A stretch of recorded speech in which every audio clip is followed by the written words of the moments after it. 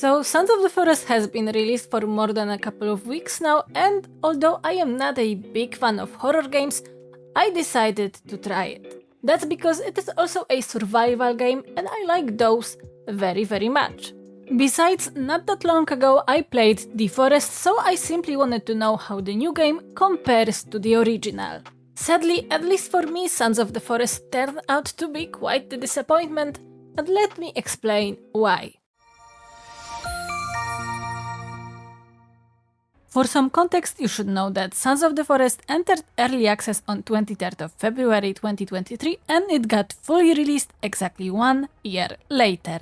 The game was developed by the same studio as original, which is Night Games. While we know that The Forest was developed with the initial budget of $125,000, the budget of Sons of the Forest was never disclosed. Sons of the Forest isn't a direct sequel to The Forest, but the two games are closely tied to each other. Like in The Forest, in Sons of the Forest we crash on a remote island inhabited by cannibals and mutants, only this time our goal is not to find our son, but to find a missing billionaire. Of course, the new game, just like the first one, also requires us to survive in harsh conditions of its open world. Open world of Sons of the Forest is much bigger than in its predecessor, but I cannot say that this is a good thing. Developers failed to fill it with enough interesting locations and points of interest, so exploring it quickly gets boring. Places that actually have anything worth finding, seeing and looting are so far away from each other that a lot of the time the game feels like a walking simulator. Yes, around the island we can find several golf carts that we can drive. Driving them can be fun, especially if you try to use them to kill cannibals, but they easily get stuck on rocks, trees and other things, and their driving mechanics are really clunky. There are also those things called an IDV, but they are also barely usable outside of roads. Anyway, if I remember correctly, even with a golf cart, getting from one side of the island to the opposite took me one day, almost an hour. Just as The Forest, Sons of the Forest has caves, only this time they don't make this huge interconnected system. Instead we get a lot of smaller caves and some actually big caves, but only a few of them have more than one entrance. Besides them, we can also find some underground bunkers. I've got nothing against all of those, except for the fact that we can't get into most of them before finding some special items like Rebreather or the shovel. And while it's pretty clear why we would have to find an item like Rebreather to swim through underwater sections of the caves, a shovel feels like an item that we should also be able to craft.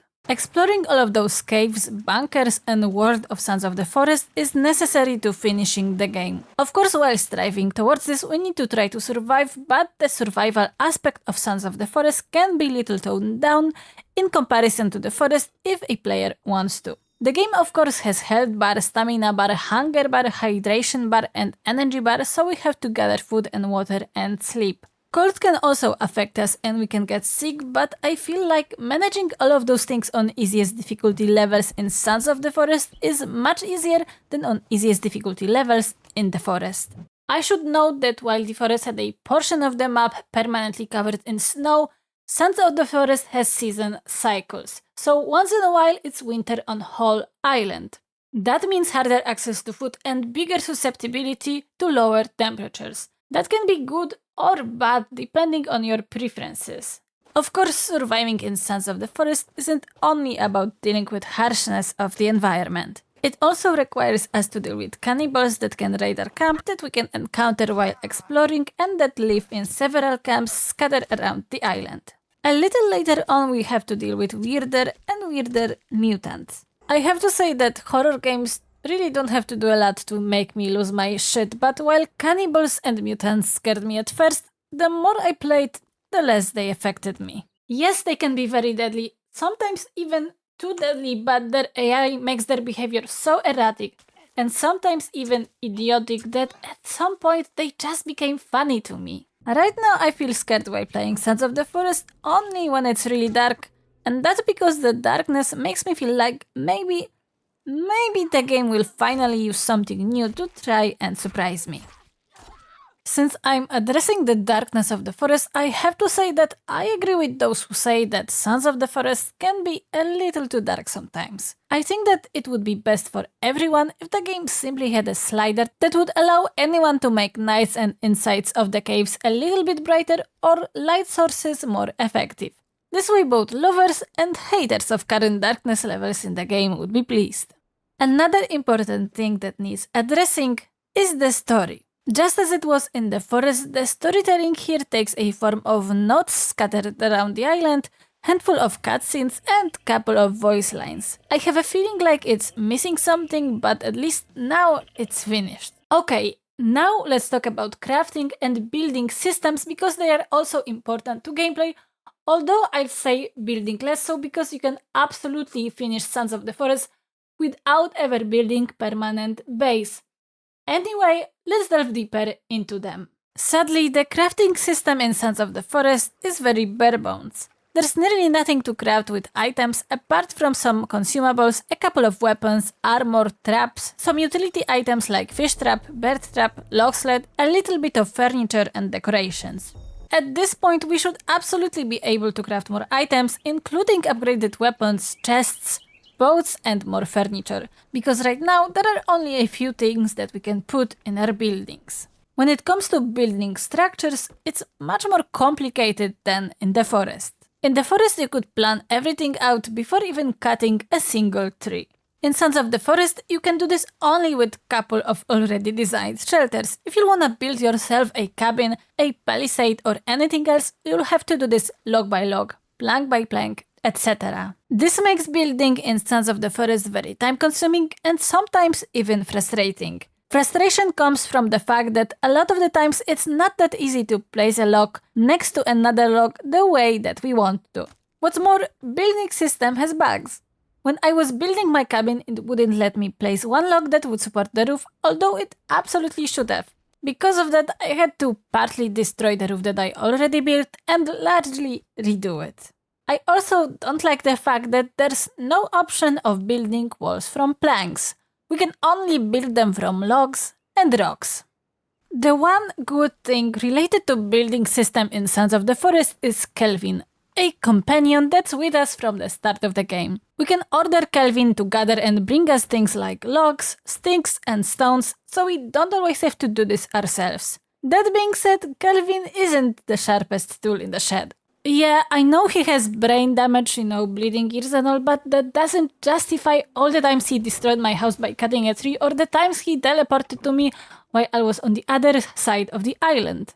He should have gathered logs at the base, not freaking here.